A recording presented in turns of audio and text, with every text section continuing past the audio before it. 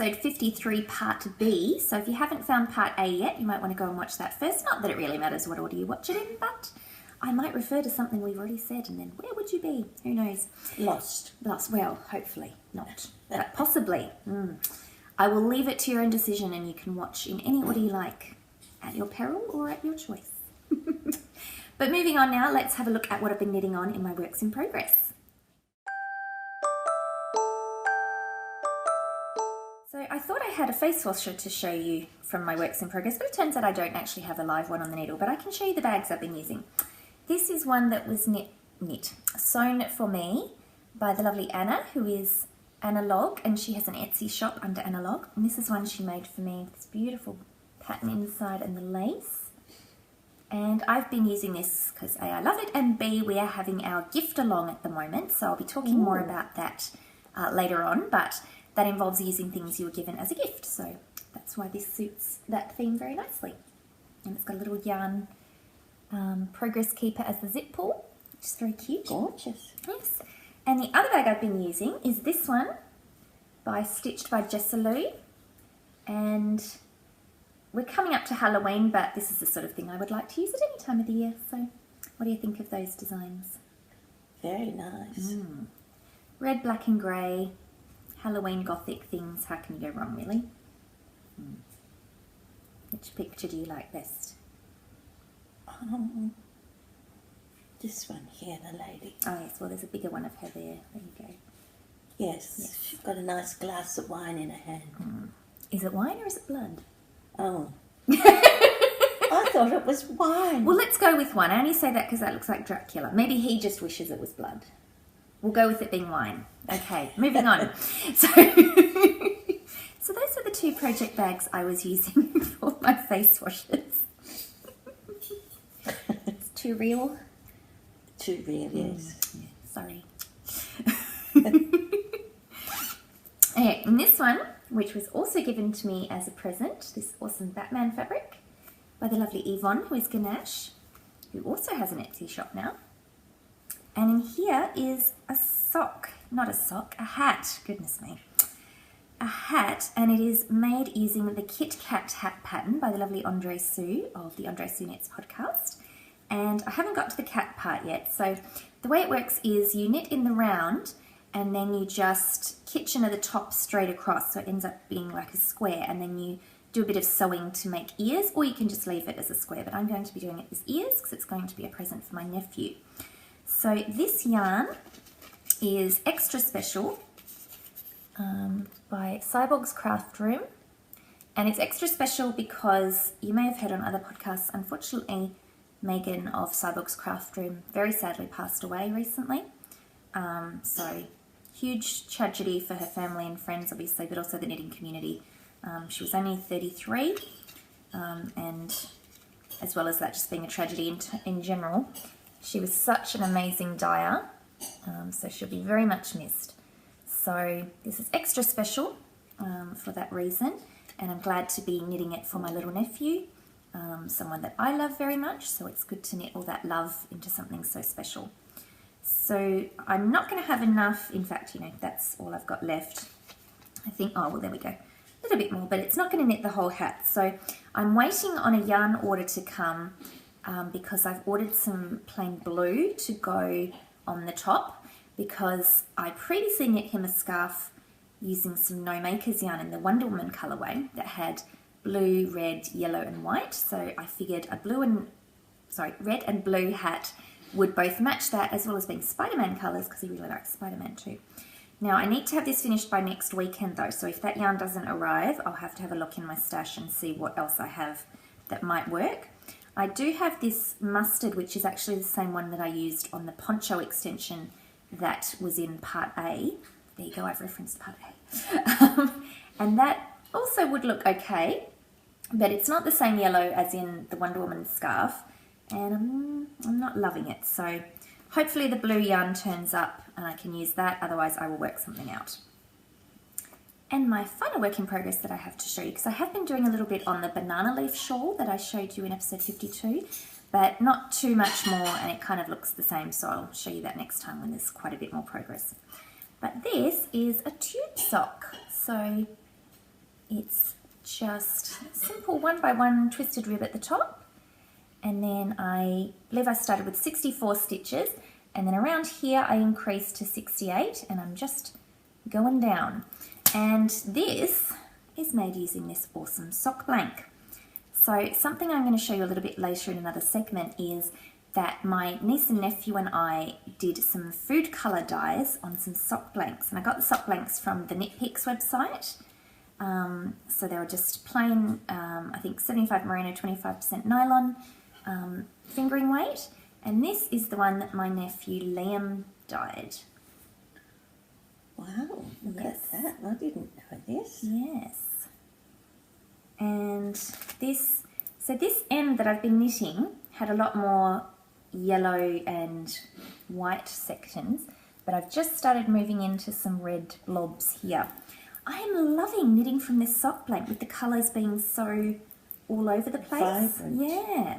So here's some photos of what the sock blank looked like before I got to this part.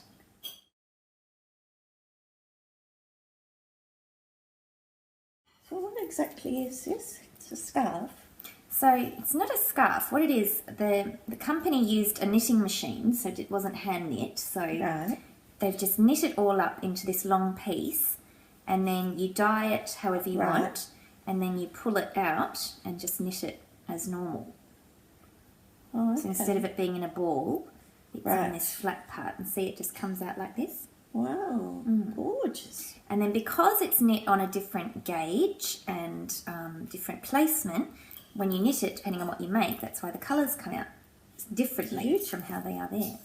Is that So for Liam? Yes, this is for Liam. So yes, there's one that Liam did, and I'll show you the one that Emma, his sister, did.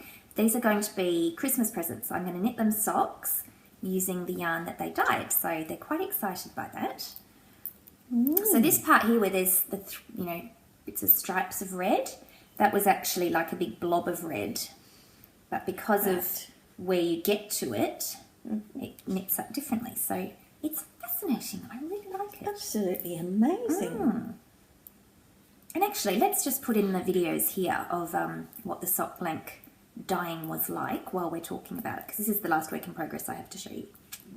Okay, what are we doing today? Yarn dyeing. Yarn dyeing. And who have we got here? We've got Yarnder niece and Yarnder nephew, who's temporarily lost his arms, but I'm sure they'll come back shortly. Yes! And what we're using is some sock blanks that I got from Knit Picks. They're single ply fingering weight. We've got food colouring. We've got some part of Yarnder nephew. There's Yarnder niece. And I've had the sock blanks soaking in citric acid and water overnight. We've got Damien's art palettes, and we're ready to go with a lot of excitement. Okay, so we've done some fabulous work thus far. This is Liam's. That was his hand. I don't. Liam, stop it. And this is Emma's. Looking great. Nice and swirly whirly. So at the moment we've made sort of a wash with the red yarn. And as you can tell, it's in hot contention as to where it should be on the table and we can use it next. Never mind, just fold it down. And this is the one I've done so far. I've started with some stronger colours here. I'm working my way up. Ew, try this one. Liam, try this one. It's horrible. I think that makes quite a lovely shade of red myself. What does it look like to you, Emma? What makes it horrible? It's too dark.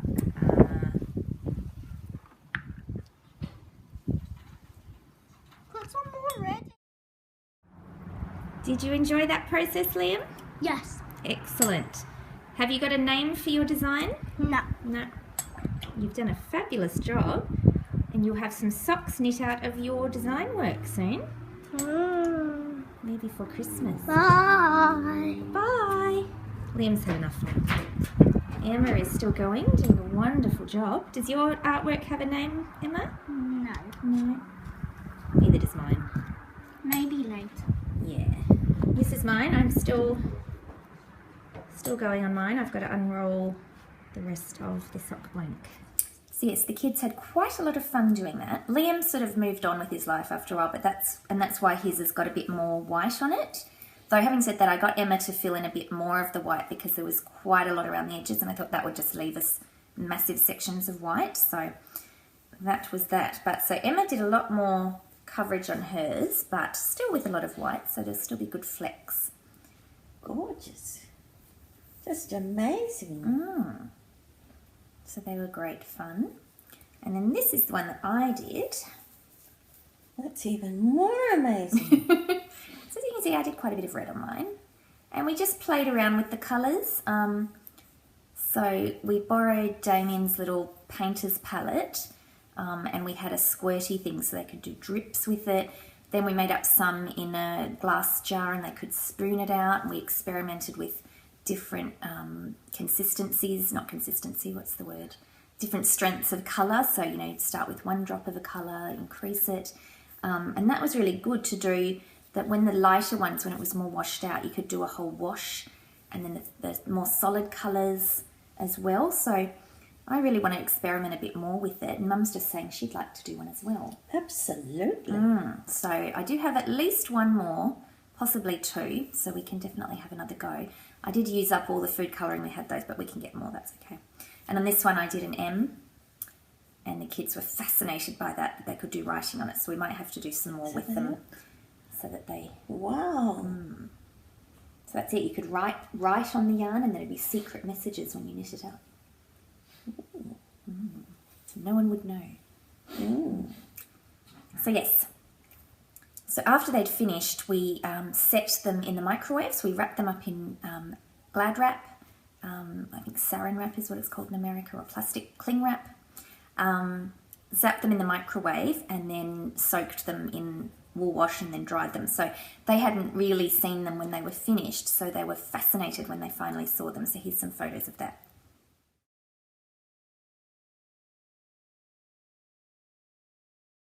And I'll now show you the bag that I've got this sock in.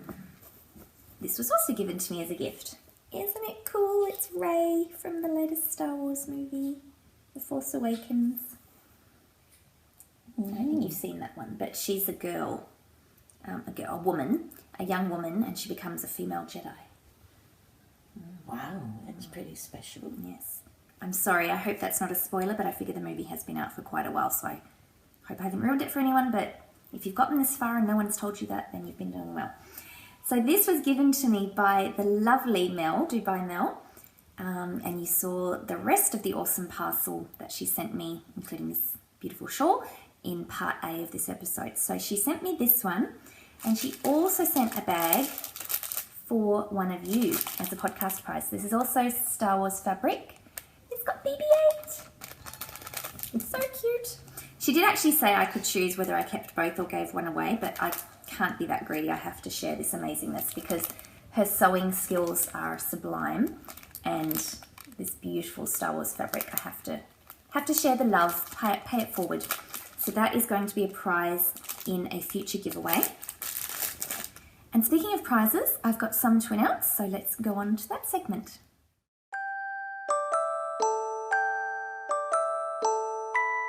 So in episode 51, I announced some prize winners, and some of them were actually redraws of previously announced prize winners, and I haven't heard from any of those people. Oh, one. I heard from 1 out of 3. So I'm going to do some redraws again, and hopefully these people will collect the prizes. I think if I don't hear from these people, we'll just put the prizes back into another giveaway altogether rather than continually redrawing from the same one, because this will be the 3rd time. So let's see. First up, we had the prize draw for the 50th episode / 2nd podiversary prize draw. One person has claimed the prize, and so there's one more prize to be claimed, which is another $30 US gift voucher from the wonderful Bird Leg Bags, who is a big supporter of the podcast, and someone I've bought a lot from because I just love her products. So very, very special prize indeed. So the redraw for this one was number 84, who was Cheryl Dawn. Cheryl from Newfoundland in Canada. So yay! So Cheryl, get in touch with me, and then I will put you in touch with the wonderful Bird Leg Bags, and you will be able to claim the prize. Now the other prize we have a redraw for was for the 1500 member Rivalry giveaway. And the winner of that one, and the prize is a pattern of the winner's choice from Floofy Moose Designs, fabulous designs to choose from. And that winner is number 35, the Elastic Mum, Kath from South Africa. Yay! So Kath, let me know when you've seen this and I will put you in touch with Floofy Moose as well. So 4 weeks to claim those prizes and we'll go from there. So yay, fun times. Does this Kath get one too? No. Different spelling. That Kath is with a C or with a K. Oh, right. What a shame it's not you. Too bad. Next time. Next time, yes. Though speaking of knitting, you're going to try some knitting after we record, aren't you? I am.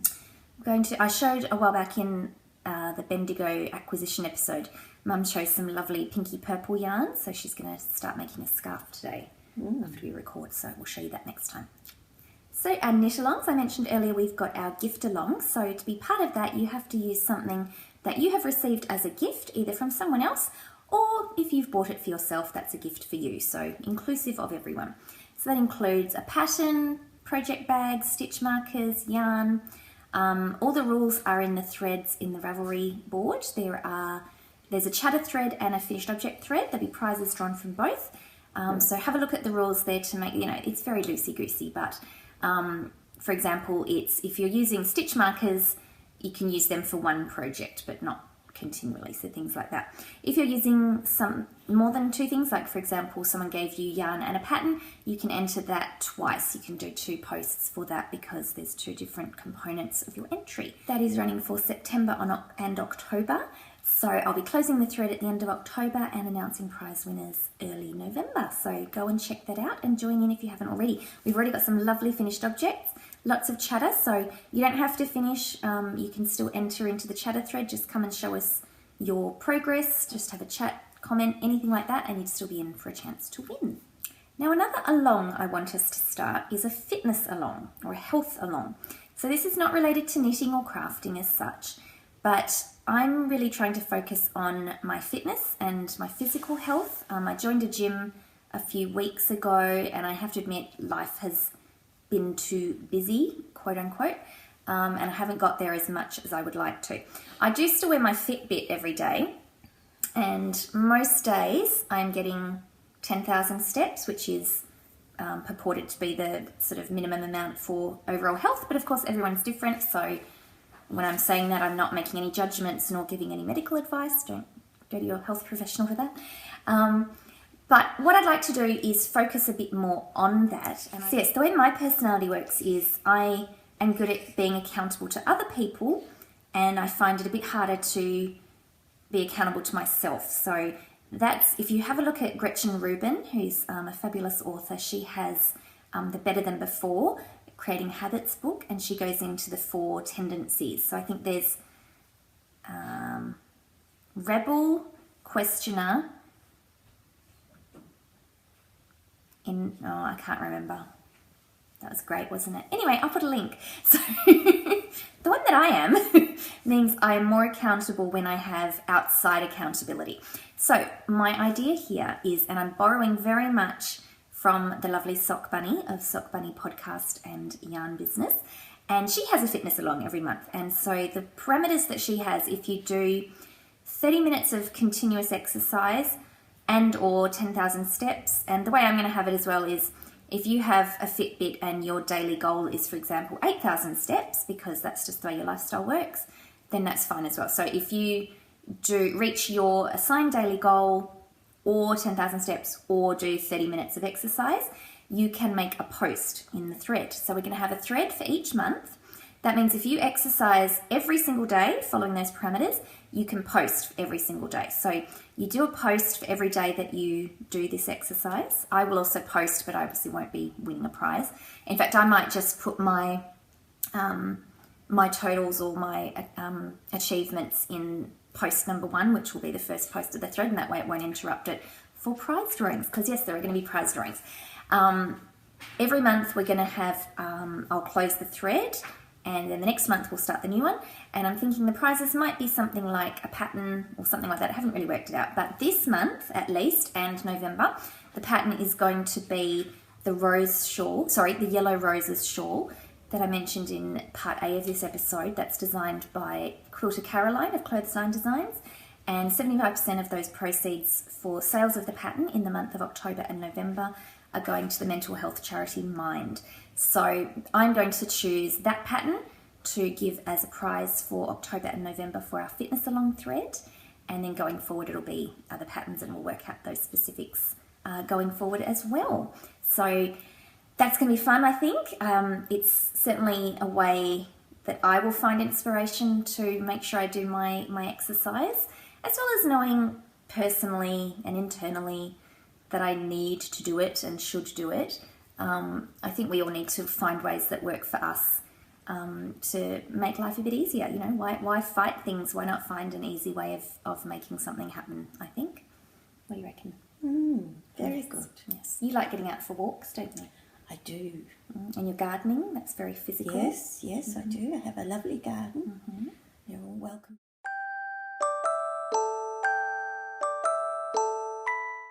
Have you been reading any good books lately, YarnderWoman? No. No? Oh, I'll have to get you into the library to get some out. Well, you get gardening books and you read them. I do. I've got hundreds of gardening books. Yes. So just not any novels lately, but that's okay. Reading is reading. And if you don't read, that's also fine, but you know, it's one of my and Mum's great hobbies. And if you buy gardening books, then it inspires you to get out in the garden and follow what they're doing. More creativity. That's right. As long as we're being creative and making, and yes, that's what's important. Keeps our mental health and our emotional health well. That's right. Yes. Excellent. So I have been listening to a lot of books. So I say listening because I am very big into the audiobook format and podcasts as well, because that way I can keep knitting. I can listen to them while I commute, either driving or on the bus and train. So I'm a big fan. So one of the books I finished was Big Magic by Elizabeth Gilbert. I believe I might have mentioned this in episode 51 when I was partway through. So this is all about what inspiration and genius and creating means to Elizabeth, and how everyone can bring those sorts of thought processes into their creative lives. And it doesn't just mean if you have a creative career or a creative vocation, but just all of us who are creative beings. And it also speaks, I think, to something that I believe as well, that everyone is creative. It's just not everyone knows how to bring that out. Some people, unfortunately, have had it knocked out of them in childhood or in their environment. So this is a great book, I think, for bringing out your creativity, or for thinking about it more, I guess. And she did a follow-up podcast series that was called Magic Lessons.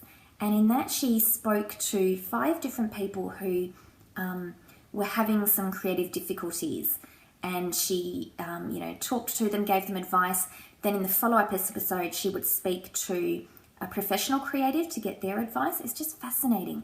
Really, really interesting. So I'll put links to all of that as well. I really encourage you to listen to both, or read the book and then listen to the podcast, because I found it so inspiring and just so many yes moments. So definitely recommend that. Another one I hugely recommend that I mentioned last time as well was Quiet, and I've not written down the author's name, but I will put that in the show notes. That was the one about introversion and how much she was talking about American culture, because that's where she was based, how extroversion is more prized, quote unquote, in Western society a lot of the time. So very fascinating, highly recommend it.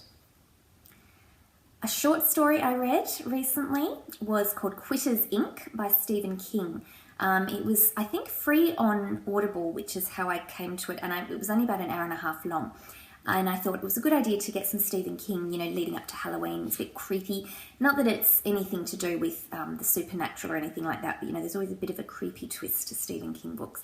And this was great. It was about a man trying to quit smoking and the bizarre, creepy thing that happens. So I won't give anything away, but it was very good. Very short book, so if you find it at your library or on Audible, or to buy it, whatever your choice is, I would recommend that as a quick read with a bit of a ooh at the end. I don't know if you'd like it. Maybe not. No, you stick with your gardening books. Yes. And another book that I chose because A, I wanted to read it, and B, it was good to lead up to Halloween with, was The Graveyard Book by Neil Gaiman. Neil Gaiman is a fabulous, fabulous writer from England. I'm sure most of you would have heard of him, but I'll link to everything in the show notes, of course. And The Graveyard Book, the premise, and this is in the book summary, so I'm not giving anything away that you wouldn't see if you looked up the blurb. A little boy ends up, from the age of 18 months, being raised in the graveyard by the spirits that live there. Now, it's not... It's nice, it's not scary. Just the premise of it. But it's a very nice environment for him. It's all the happy spirits. They're not ghosts and scary ghosts. But even so, in the graveyard. Well, yes, not to Mum's taste, but don't let that throw you. It's a very lovely story, very well written, very on your seat, sort of what happens next, but not in a thriller kind of a way, if that makes any sense. It's a very gentle book, but with a lot of anticipation, and there's a lovely twist towards the end. Highly, highly, highly recommend any Neil Gaiman, but The Graveyard Book in particular, because I have just finished reading that. And I really want to go back and listen to it again. Neil Gaiman himself read the audio version, so it was fabulous. But I might wait, because I've got some others to read through, and I might listen to it again another time. Do you like the idea of audiobooks? I do. I have to set you up with some. Yes, I've then never you can heard of it before. Just sit and have someone read you a story. Oh, that's very good. Yes, all right. We'll get YarnderWoman onto audiobooks. So one more thing I wanted to tell you about, not a book, but a movie, Hunt for the Wilder People. It is absolutely amazing. You must see this film. It is by the same people who do Flight of the Conchords, the New Zealand comedy show.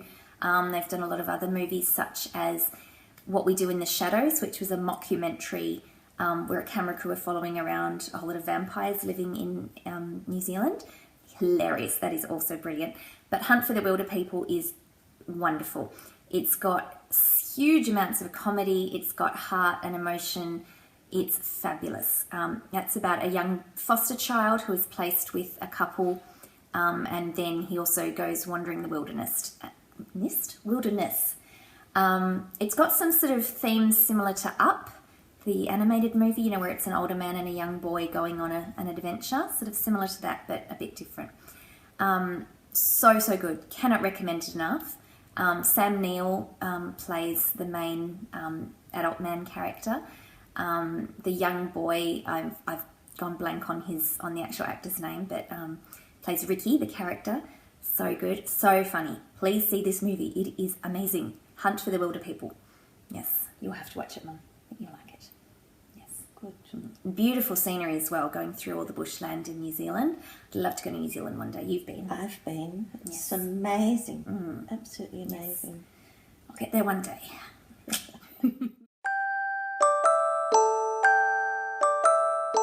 Okay, is there anything more you wanted to say, YarnderMum? No, just wishing everyone a nice day and hope everything goes well for you. Yes, and same from me. Thank you so much for joining us for this part B and part A as well. It has been lovely to catch up with you. I've missed you all. I'm definitely going to look at getting a more regular schedule so that I can ensure that I release something at least every 2 weeks. I know a while back I was aiming to do weekly. Life just isn't letting me do that at the moment, but I'll see how I go. So I would really like to have something where there's a bit more of a schedule so you know when episodes are going to come out. So working on that. Until then, I'll keep thinking. You have a wonderful day. Enjoy whatever you are doing. Stay safe and happy crafting. Bye. Bye-bye. Love you all.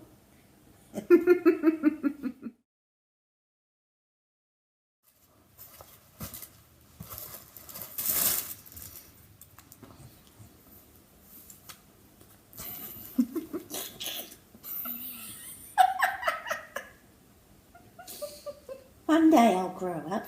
YarnderMum's in the house. My grandchildren love me. Yeah, so does everyone else. You don't have to grow up. You don't bring me flowers anymore. There you go, that was recorded too. Oh.